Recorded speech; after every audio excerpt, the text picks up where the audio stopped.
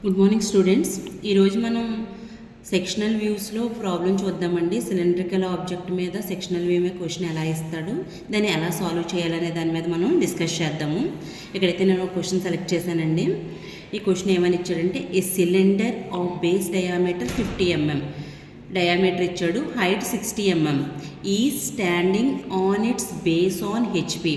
Horizontal plane ఏదైతే ఉందో దాని మీద స్టాండ్ అయి ఉంది అని చెప్పండి. ఇది ఫస్ట్ కండిషన్. సెకండ్ ఏమంటున్నాడు, కటింగ్ ప్లేన్ గురించి చెప్తున్నాడు. చూడండి, ఇదంతా కూడా ఫస్ట్ అంతా కూడా మనకి సాలిడ్ యొక్క డిస్క్రిప్షన్ ఇచ్చాడండి. సాలిడ్ యొక్క స్పెసిఫికేషన్స్, ఆ సాలిడ్ ఏ షేపు, ఇవి సాలిడ్ యొక్క స్పెసిఫికేషన్స్. సెకండ్ కండిషన్ ఏం చెప్తున్నాడంటే అండి, కటింగ్ ప్లేన్ గురించి. It is cut by a plane perpendicular to VP and inclined at 45 degrees passing through the top end of the axis.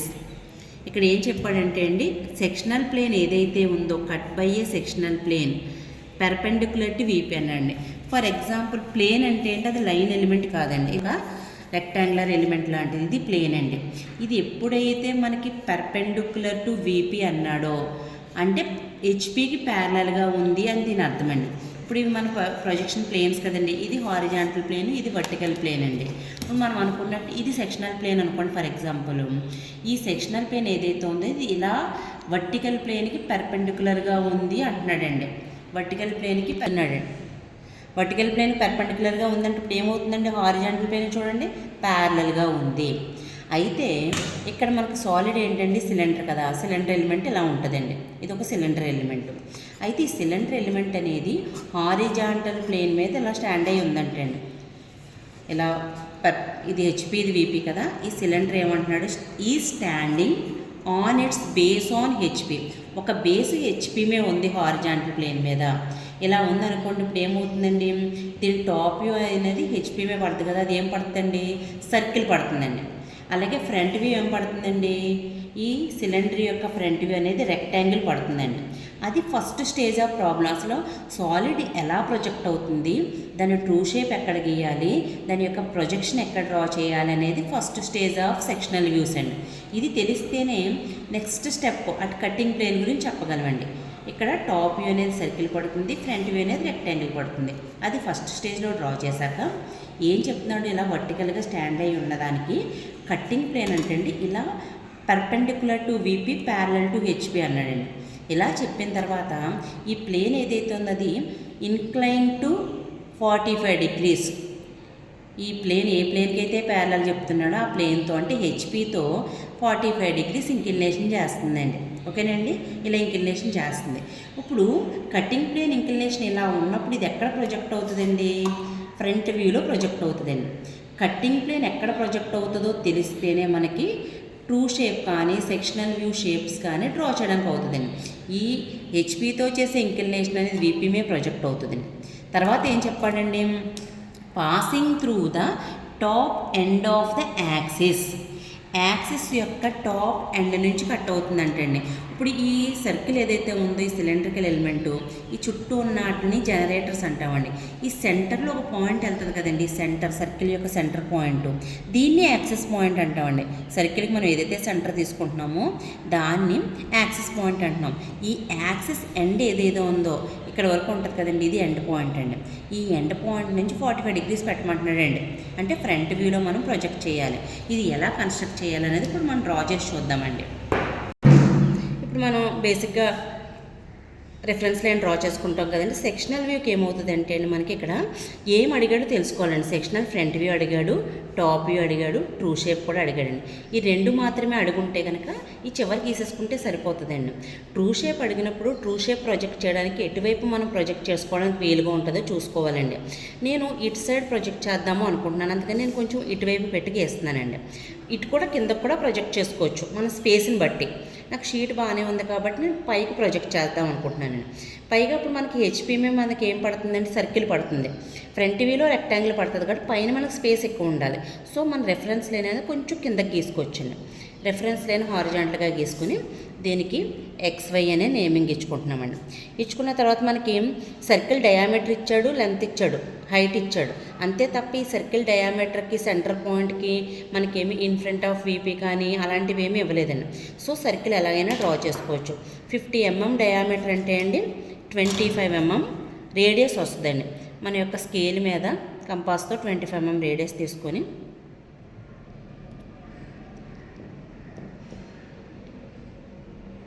Circle draw చేసుకోవాలండి. Circle మనకి HPమే ఉంది కాబట్టి వర్టికల్గా స్టాండ్ అయ్యి ఉంది కాబట్టి టాప్ వ్యూలో వస్తుంది మనకు సర్కిల్. డ్రా చేసిన తర్వాత సెంటర్ పాయింట్ హైలైట్ చేసుకొని ఇక్కడ నుంచి మనం సర్కిల్ని నెంబర్ ఆఫ్ ఈక్వల్ పార్ట్స్ చేసుకోవాలండి. ఇది చేసేటప్పుడు జాగ్రత్తగా చేయాలండి. పార్ట్స్ కరెక్ట్గా చేయకపోతే కనుకంటే మనకి ప్రొజెక్షన్ సరిగ్గా రావు. నేను 8 పార్ట్స్ చేస్తున్నానండి. 8 పార్ట్స్ చేయాలంటే అండి 90 degrees ఎలిమెంట్ ఉంది కదా, ఫస్ట్ 4 నేను డివైడ్ చేసేసాను. ఇప్పుడు చక్కగా 45 degrees ఇటువైపు 45, ఇటువైపు ఒక 45 పైన పెడితే సరిపోతుందండి. ఎందుకంటే అండి పైన పెట్టామనుకోండి కింద కూడా మనకి ఎలిమెంట్ అనేది డ్రా అయిపోతుంది కాబట్టి.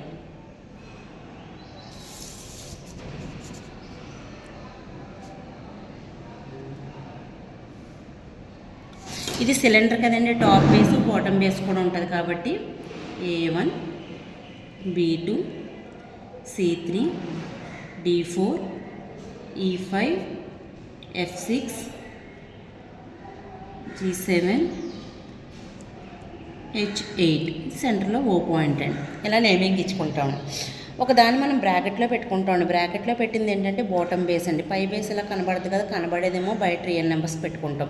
అంటే ఈ ఆల్ఫాబెట్స్ మనం పైకి పెట్టాలి, ఇవి మాత్రం బ్రాకెట్లో పెట్టుకోవచ్చండి. మీరు పక్కన కామా పెట్టినా పర్వాలేదు, కానీ బ్రాకెట్లో పెట్టడానికి ఇండికేషన్ ఏంటంటే అండి అది పై బేస్గా కింద బేస్గా అని చూపించడానికండి. ఇప్పుడు మనం ఏదైతే సర్కిల్ డ్రా చేస్తామో దాని నెంబర్ ఆఫ్ డివిజన్స్ చేసాం కదండి, ఆ డివిజన్స్ నుంచి అప్ టు రిఫరెన్స్ లైన్ వరకు ప్రొజెక్షన్స్ తీసుకోవాలండి. ఈ 2 పాయింట్స్ కలిపి ఒకే లైన్ మీద వస్తాయి. సెంటర్లో 2 పాయింట్స్ ఒక లైన్ మీదకి వస్తాయి. ఈ చివరి DF అని చూడండి, ఇది ఒక లైన్ మీదకి వస్తుందండి. ఈ చివరి E ఒక లైన్ మీదకి వస్తుంది. ఇప్పుడు మనం బాటమ్ బేస్ ఏమనుకున్నామండి, న్యూమరికల్. ఈ బ్రాకెట్ బయట ఉన్నాయి చూడండి, ఇవి టాప్ బేస్ అనుకున్నాం కదా, ఇది పెట్టేద్దాం ముందు. 1 2 8 3 7 4 6 5 ఇక్కడ వరకు అయింది కదండి. ఈ బాటమ్ బేస్ని కొంచెం డార్క్ చేసుకుందామండి.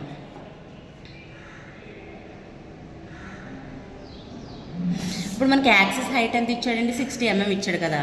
ముందు సెంటర్ పాయింట్ నుంచి యాక్సిస్ హైట్ పెట్టుకోవచ్చు. యాక్సిస్ అంటే సెంటర్ పాయింటే కదండి. యాక్చువల్గా ఇది సిలిండర్ కాబట్టి ఎక్కడి నుంచి పెట్టినా ఒకలాగే వస్తుంది. బట్ మీకు ప్రాక్టీస్ బాగుంటుందని నేను యాక్సిస్ అనేది సెంటర్ నుంచి పెడుతున్నానండి. 60 mm హైట్లో axis line, long short line పెట్టుకోవాలండి. ఇవి కూడా ప్యారలల్గా పెట్టేసుకోవచ్చండి. 60 mm హైట్లో ఫస్ట్ ప్రొజెక్షన్, మళ్ళీ సెకండ్ డివిజన్ దగ్గర నుంచి ఇంకో 60 mm హైటు, 4, 6 నుంచి ఇంకొక 60 mm హైటు, 5th డివిజన్ నుంచి ఒక 60 mm హైటు. వీటిని హారిజాంటల్గా జాయిన్ చేస్తామండి పాయింట్స్ అన్నిటిని. ఇదేంటి టాప్ బేస్ కదా, ఇక్కడ న్యూమరికల్ పెట్టాం కదా, ఇక్కడ ఆల్ఫాబెట్స్ వస్తాయండి. A', B', H', C', G', D', F', E'. రెండువిలో డాష్ అని చూపిస్తామని ఆల్రెడీ ప్రీవియస్ క్లాసెస్లో మనం డిస్కస్ చేసుకున్నామండి. సో ఇది initial position of the cylindrical element. ఇప్పుడు సెక్షనల్ ప్లేన్ గురించి చెప్పింది. It is cut by a plane perpendicular to VP చెప్పాడు చూడండి. ఈ కండిషన్ని మనం ఇక్కడ తీసుకొస్తామండి.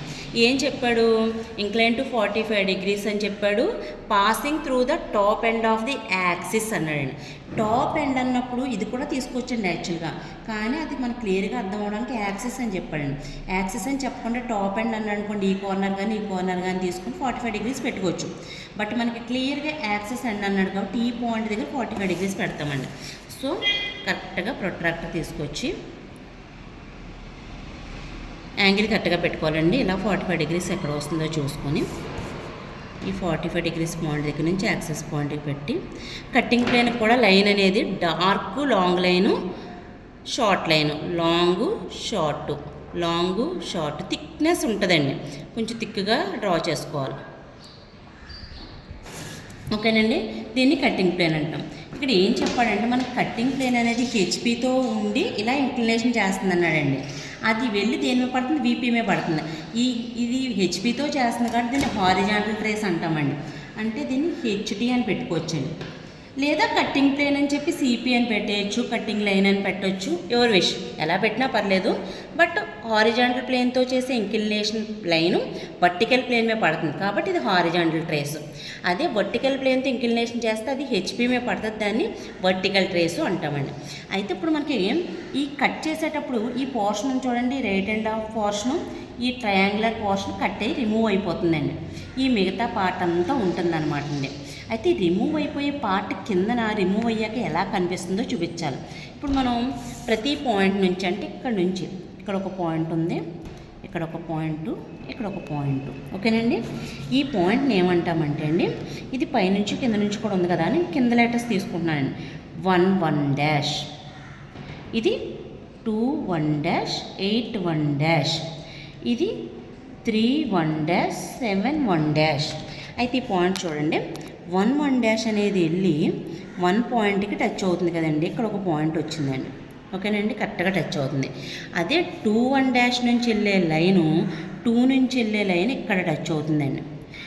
8 1 డాష్ వెళ్ళే లైను 8 పాయింట్ ఇక్కడ టచ్ అవుతుంది. 3 నుంచి వెళ్ళే లైను 3 పాయింట్ దగ్గర టచ్ అవుతుందండి. 7 నుంచి వెళ్ళే లైను 7 పాయింట్ దగ్గర టచ్ అవుతుంది.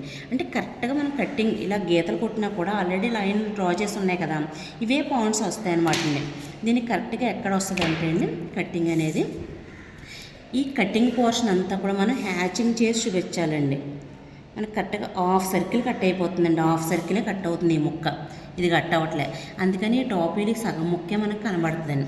ఈ సగం ముక్కని మనం 45 డిగ్రీస్, ఖచ్చితంగా 45 డిగ్రీ అంటే మనకు తెలిస్తే ఒకలా పెట్టేసుకోవచ్చు. ఇలా చూడండి, స్కేల్ని ఈ సెట్ స్క్వేర్ ఉంది కదా, దీన్ని ఇలా తిప్పామనుకోండి ఖచ్చితంగా అది 45 డిగ్రీస్కి ఉంటుందండి. లేదా ఆల్రెడీ ఇక్కడ 45 డిగ్రీస్ కట్టింగ్ ప్లేన్ డ్రా చేసాం కదా, ఈ లైన్కి ప్యారలల్గా పెట్టుకున్నా సరిపోద్దండి. ఈ లైన్ తీసుకొచ్చి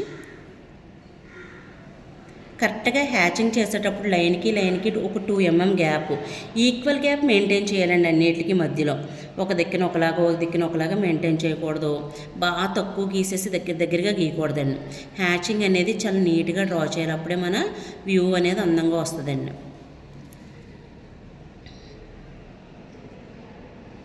మీరు డ్రాఫ్టర్తో 2 mm ఆల్టర్నేటివ్ స్కేల్ మీద పెట్టేసుకొని దాంతో పాయింట్స్ పెట్టుకుని చక్కగా డ్రా చేసేసుకుంటే అండి మంచిగా వస్తుంది.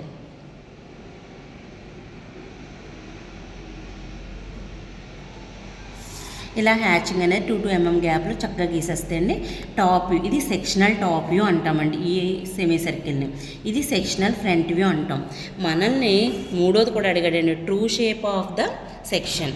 అప్పుడు ఏం చేయాలంటే అండి, ఆల్రెడీ కట్టింగ్ ప్లేన్ ఉంది కదా, ఈ కట్టింగ్ ప్లేన్ దగ్గర లైన్ చక్కగా స్కేల్ ఇలా పెట్టి నెమ్మదిగా ప్యారలల్ లైన్ అలా డ్రా చేసుకొచ్చి కొంచెం సాలిడ్ కంటే కొంచెం పైనండి ఒక లైన్ డ్రా చేసుకోండి. డ్రా చేసిన తర్వాత ఈ పాయింట్ అని చూడండి, ఈ పాయింట్ నుంచి కరెక్ట్గా ఉన్న లైన్కి పెర్పెండిక్యులర్గా, కరెక్ట్గా ఈ లైన్కి పెర్పెండిక్యులర్గా పైకి ఒక లైన్ డ్రా చేయండి. మళ్ళీ ఈ పాయింట్కి పెర్పెండిక్యులర్గా, అగైన్ ఈ పాయింట్కి పెర్పెండిక్యులర్గా మనకి 3 పాయింట్స్ వచ్చాయండి. ఈ 3 పాయింట్స్కి మన రీడింగ్స్ ఎక్కడి నుంచి తీసుకోవాలి? ఇప్పుడు ఇక్కడ నుంచి ఇక్కడ గ్యాప్ తీసుకున్నాం కదా, ఇది మన ఎజ్యూమ్షన్ అండి. మనం ఎక్కడి నుంచి పాయింట్స్ పెడతాం. అయితే ఇందులో ఎలా తీసుకోవాలంటే అండి, కట్టింగ్ ప్లేన్ ఇక్కడ కట్ అయింది కాబట్టి చాలామంది ఏం చేస్తారంటే ఇక్కడ నుంచి ఈ పాయింట్లు తీసుకుంటారండి. అలా తీసుకోకూడదండి. మనం ఒక రెఫరెన్స్ తీసుకున్నాం కదా ఇక్కడ ట్రూ షేప్ డ్రా చేయడానికి, అది రిఫరెన్స్ లైన్. ఇదే రిఫరెన్స్ ఇక్కడ కూడా ఉంది కదా మనకి XY లైను. సో ఈ XY లైన్ ఇక్కడ మనం మళ్ళీ తీసుకున్నామండి. కాబట్టి ఈ XY లైన్ నుంచి టాప్ వ్యూలో మనకి పాయింట్స్ తీసుకోవాలి, అంతే తప్ప కట్టింగ్ ప్లేన్ దగ్గర నుంచి తీసుకోకూడదు. సో ఫస్ట్ పాయింట్ అనేది కరెక్ట్గా రిఫరెన్స్ లైన్ బాటమ్ బేస్ దగ్గర నుంచి ఏ వరకు ఉన్న పాయింట్ తీసుకుంటామని తీసుకొని ఈ పాయింట్ నుంచి వెళ్తుంది కదా, ఇక్కడ మనం అడిషనల్గా తీసుకున్న పెట్టుకున్నాం. మళ్ళీ అగైన్ 2 సెకండ్ డివిజన్ కరెక్ట్గా బేస్ దగ్గర నుంచి ఇక్కడ తీసుకున్నాను. 2 నుంచి వెళ్ళే లైన్ ఏదైతే ఉందో అక్కడ పెట్టాను నేను. మళ్ళీ సేమ్ లైన్ మీద ఇంకో పాయింట్ ఉంది కదా 8ని కూడా తీసుకున్నాను నేను. 8 కూడా మళ్ళీ సేమ్ ఆ పాయింట్తోనే పెట్టాలి. 3 అయ్యాయి ఇక్కడ. మిడిల్ పాయింట్ కరెక్ట్గా బాటమ్ బేస్ దగ్గర నుంచి కిందకి 3 1 డాష్ కదా, ఇది ఎక్కడి నుంచి తీసుకుంటామో ఇక్కడ. ఇప్పుడు సేమ్ అదే లైన్లో మళ్ళీ 7 తీసుకోవాలి కదండి, మరి రెండు జనరేటర్లు వెళ్తున్నాయి కదా, అందుకని 7. ఇప్పుడు ఇట్లా పేర్లు పెట్టేసుకుందామండి. ఇదేంటి 1 డాష్ కదా, మనం 1 2 అని పెట్టుకుందాం పోనీ. ఇదేంటి 2 1 డాష్ 2 2, కిందన 8 2, ఇది 3 2, కిందన ఇంకోటి ఏంటి 7 2. సో ఇవి మనకు వచ్చిన పాయింట్స్ అండి. ఇప్పుడు వీటిని నేను బ్లూ కలర్లో మీకు కనిపించడానికి హ్యాచింగ్ బ్లాక్తో చేస్తాను. ఇలా కలిపి ఫ్రీ హ్యాండ్తో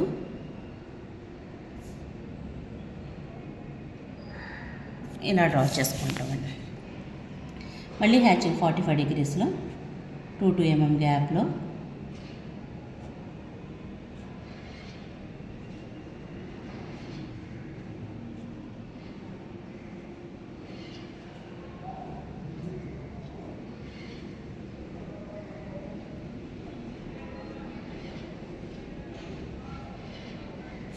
ఇలా హ్యాచింగ్ చేసుకుంటాను. ఇక్కడ చూడండి ఇలా కన్జెక్టెడ్ అంటే ఈ సెంటర్ నుంచి ఏకి అంటే 1కి ఈ పాయింట్ ఉంది చూడండి. ఈ పాయింట్ ఎంత ఉందండి, చాలా తక్కువ ఉంది చూడండి. మనకి ఎంత డయామీటర్ 25 ఉంది, కానీ ఇక్కడ చూడండి మోర్ దెన్ 25. ఎందుకు అంటే ఈ డిస్టెన్స్కి తేడా ఉంటుంది కదండి, ఈ డిస్టెన్స్ ఎక్కువ కదా. సో కట్టింగ్ అనేది ఎంతవరకు వెళ్ళిందో అంత ముక్కనే చూపించడం కోసం ట్రూ షేప్ అడుగుతాడండి. ట్రూ షేప్ అనేది ఏంటంటే its looks like a auxiliary view అండి. అంటే ఇంక్లైన్డ్గా కానీ ఆబ్లిక్గా కానీ ఏమైనా లైన్స్ ఉంటే కనుక ఆ లైన్స్ని చూపించడానికి మనం ఈ ట్రూ షేప్ని డ్రా చేస్తాం. మనకి ఇక్కడ డ్రా చేసినప్పుడు షేప్ వస్తుంది, కానీ అది కంప్రెస్డ్ వ్యూ వస్తుంది, ఒరిజినల్ వ్యూ రాదు. ఇక్కడ డ్రా చేసేటప్పుడు ఏదైతే ఉందో అది ఒరిజినల్ వ్యూ అండి. అంటే కట్ అయిపోయిన ముక్క తీసేస్తే మనకి చక్కగా చూస్తే ఇలా కనబడుతుంది. ఈ డైరెక్షన్లో చూస్తే మళ్ళీ పైనుంచి చూస్తే ఇలాగే కనబడుతుందండి, ఇలా ఈ ముక్కే కనబడుతుంది, ఇదంతా కంప్రెస్ అయిపోతుంది. కానీ మన ఆక్సిలరీ అనేది ఏంటంటే ఆబ్లిక్ లైన్స్ అండి. ఇంక్లైన్డ్గా ఎక్కడైతే లైన్స్ కనబడుతున్నాయో ఆ లైన్స్ వైపు నుంచి చూస్తే మనకు ట్రూ షేప్ కనబడుతుంది. దీన్ని ట్రూ షేప్ అంటాం, దీన్ని సెక్షనల్ ఫ్రంట్ వ్యూ అంటాం, దీన్ని సెక్షనల్ టాప్ వ్యూ అంటాం. ఇదంతా అయిపోయిన తర్వాత మనకి డయామీటర్ ఇచ్చాడు కదా, సో ఎక్కడో దిక్కున మన రేడియస్ ఆ డయామీటర్ అనేది చూపించాలి కదండి.